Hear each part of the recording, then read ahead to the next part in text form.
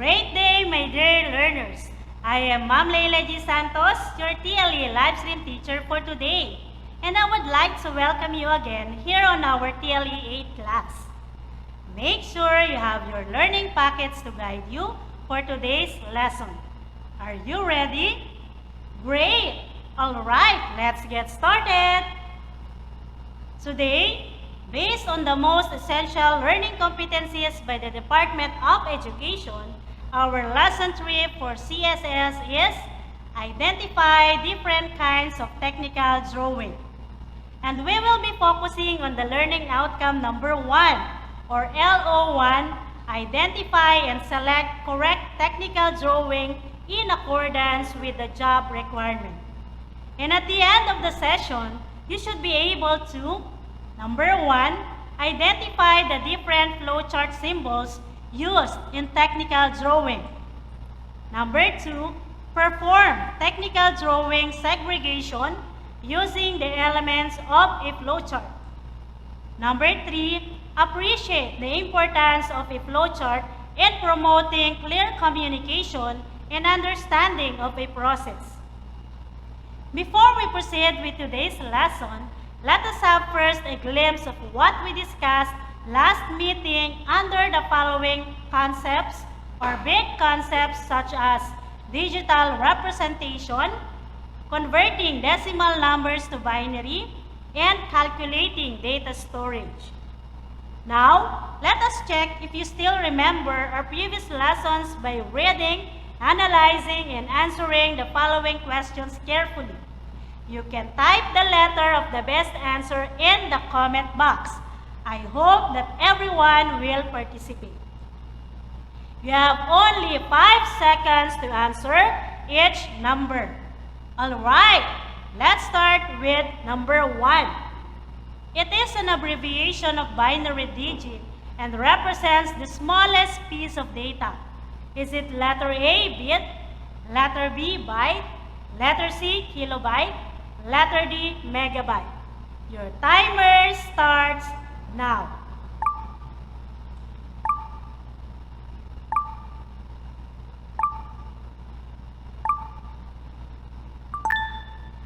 Time's up! My dear learners, what is your answer? Very good! Your answer is correct, and that is letter A, bit. Next is for question number 2. Each group of 8 bits, such as the representation of letters and numbers, is known as a block. Is it letter A, bit, letter B, byte, letter C, gigabyte, or letter D, terabyte? Your timer starts now.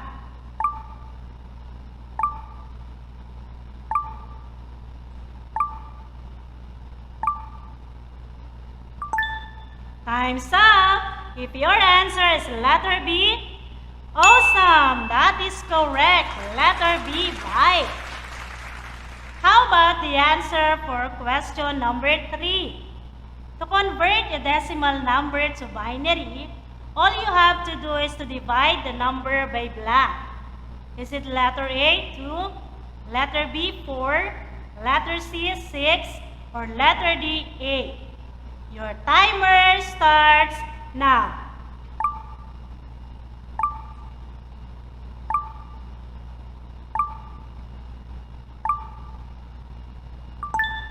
Time's up! What is your answer, my dear learners? Terrific! Your answer is correct. That is letter A.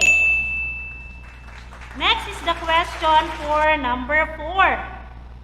This can be used to represent almost any type of information digitally, such as computer data, graphics, photos, voice, video, and music. Is it letter A, abbreviation, letter B, binary, letter C, codes, letter D, decimal? Your timer starts now.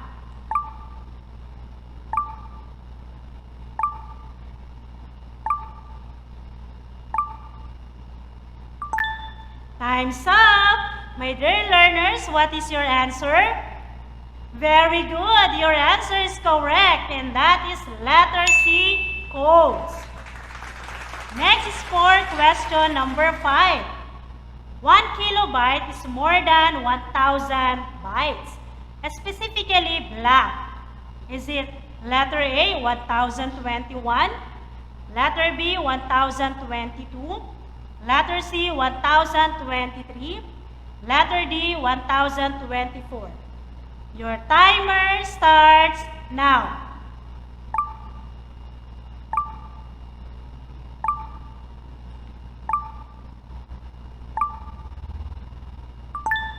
Time's up. If your answer is letter D, great! That is the correct answer. Letter D, 1024. Great job, my dear learners. It seems that you've learned a lot regarding from your previous lesson.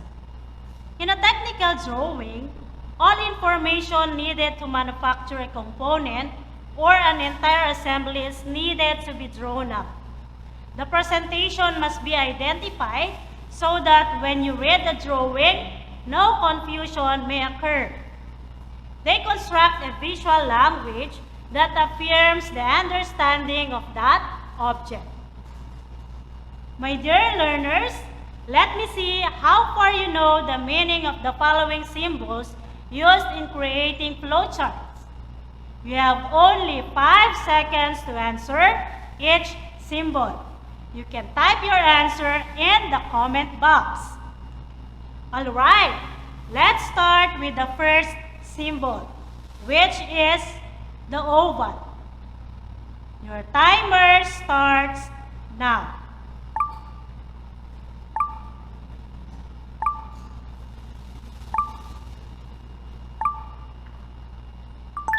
Time's up. Can you fill in this symbol, my dear learners? Very good. That is a star. How about this symbol? Box. Your timer starts now.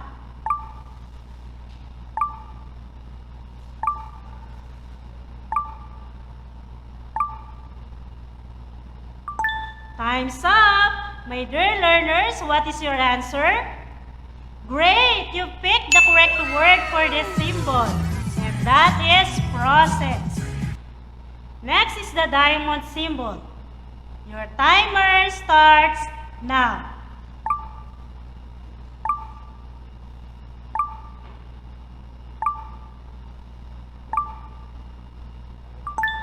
Time's up. Can you fill in this symbol, my dear learners? Very good. That is discussion. Next is the second oval symbol. Your timer starts now.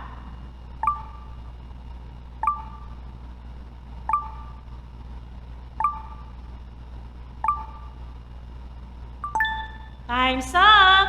If your answer is N, great. That is correct. That was so amazing. Great job. Let's start with our lesson for today.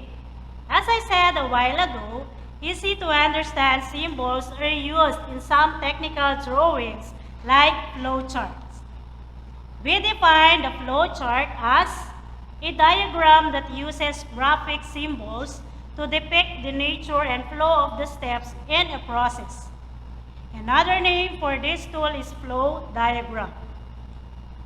It is commonly used by system analysts to visualize the series of processes in a business system.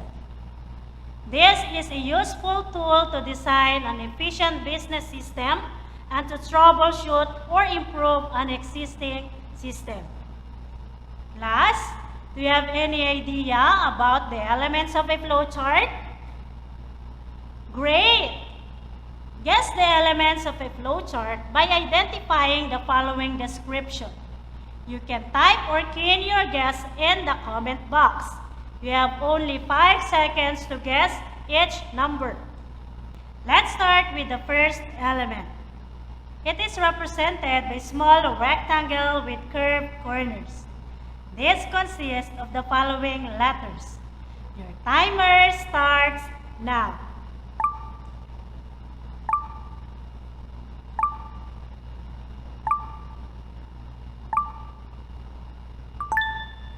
Time's up. If your guess is Terminator, that is correct. Next is the second element.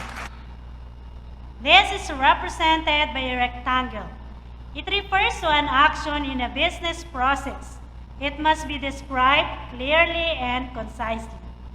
This consists of the following letters. Your timer starts now.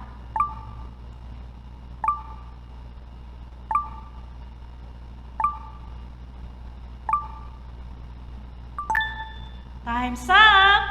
If your guess is process, you did it. That is the correct answer. And for the third element, it is represented by a rectangle with double lines on each side. This consists of the following letters. Your timer starts now.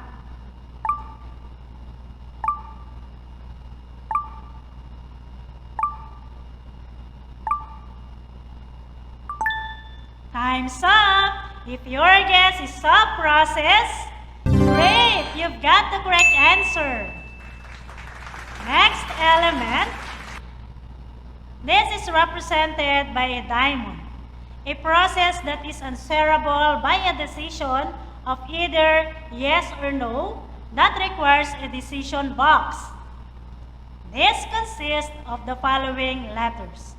Your timer starts now.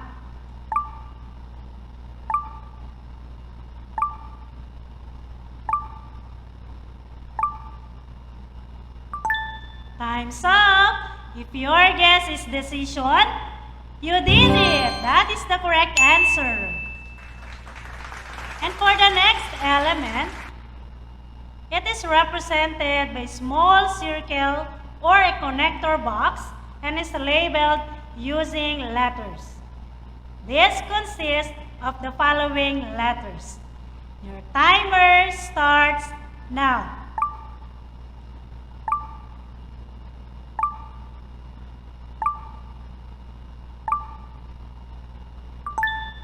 Time's up. If your guess is connector, terrific! That is the correct answer. Next is the last element. It is drawn in one direction, preferably from top to bottom, and keep a flowchart clear. This consists of the following letters. Your timer starts now.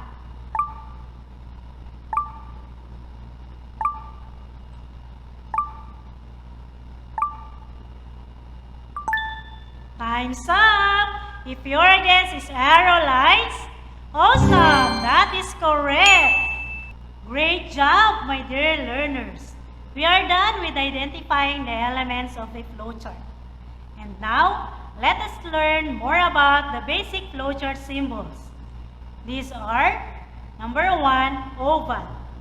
This indicates the starting point and the ending point of the process steps.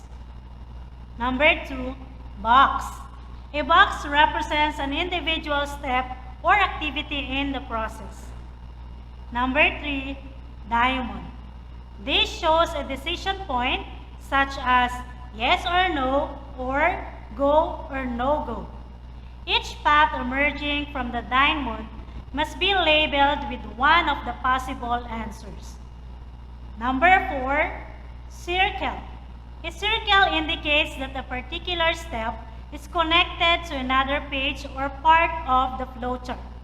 A letter placed in the circle clarifies the continuation. Number 5, triangle. A triangle shows where an in-process measurement occurs.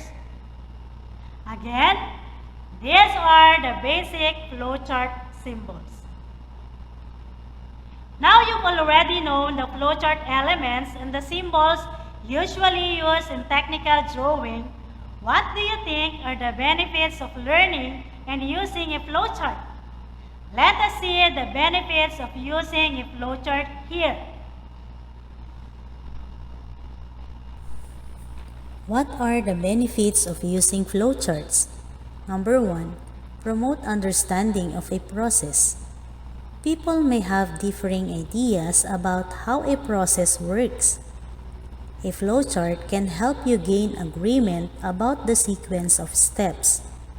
Flowcharts promote understanding in a way that written procedures cannot do. One good flowchart can replace pages of words. Number 2. Provide a tool for training employees.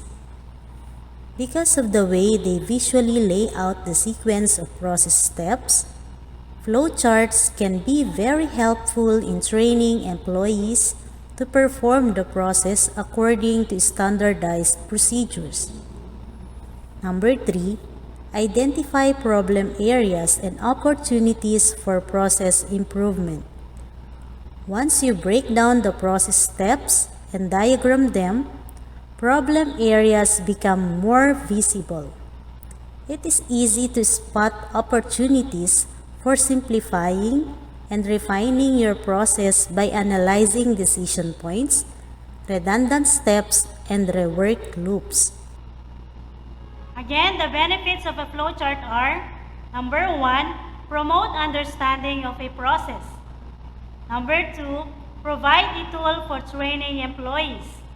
Number 3, identify problem areas and opportunities for process improvement. And to assess your knowledge regarding our lesson today, let us answer what's more part of your TLE module. With directions, write the meaning of the following symbols. You can type your answer in the comment box. You have only 10 seconds to answer every number.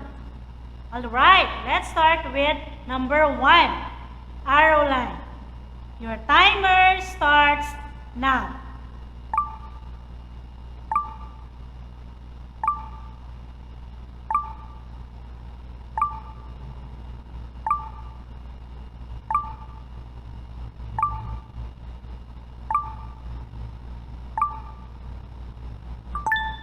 Time's up. If your answer is in the letter D, great, that is correct. Next is number 2, oval. Your timer starts now.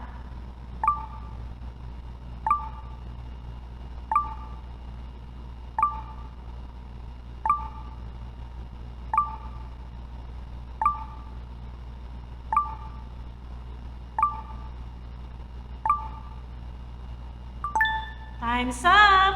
If your answer is in the letter C, terrific, that is correct. Next is number 3, diamond. Your timer starts now.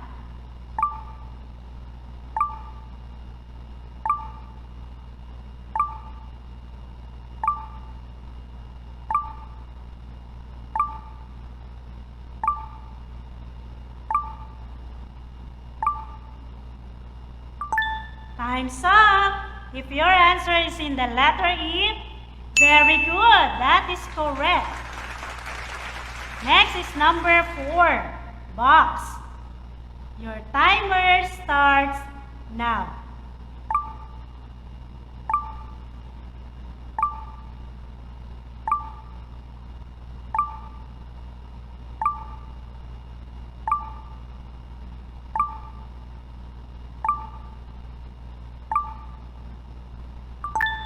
Time's up. If your answer is in the letter B, awesome, that is correct. Next is number 5, triangle. Your timer starts now.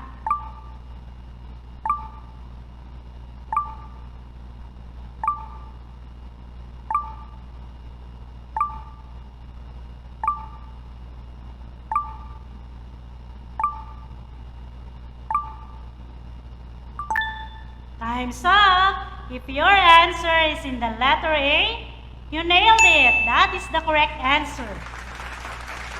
Next, Let us answer at least 5 items regarding the elements of a flowchart. With directions, read the following sentences. Identify what is being described. You can type or key in your guess in the comment box. You have only 5 seconds to answer every number. Alright, let's start with number 1. It is represented by a diamond. It requires yes or no answer. Your timer starts now.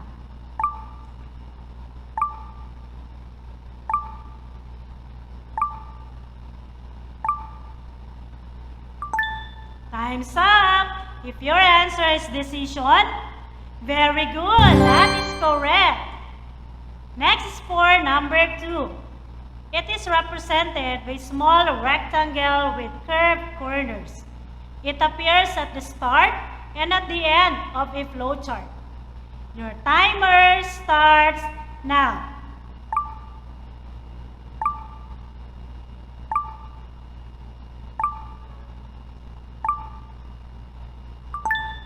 Time's up. If your answer is Terminator, great, that is correct. How about the answer for number 3? This is represented by small circle or a connector box and is labeled using letters.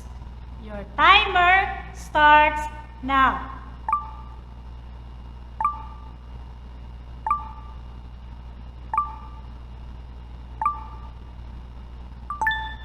Time's up. If your answer is connector, you nailed it. That is correct. Next is for number 4. It is represented by a rectangle. It refers to an action in a business process. Your timer starts now.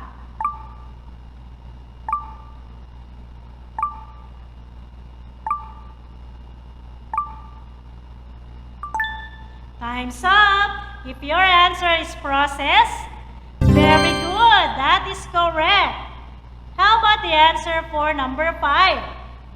These are drawn in one direction, preferably from top to bottom to keep a flowchart clear. Your timer starts now.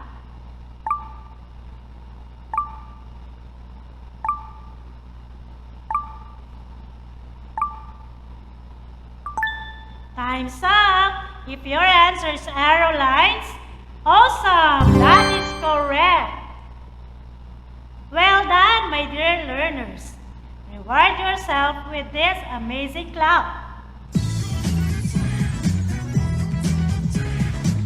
And for your assignment, select at least 2 topics and make flowchart of the processes involved in the activity.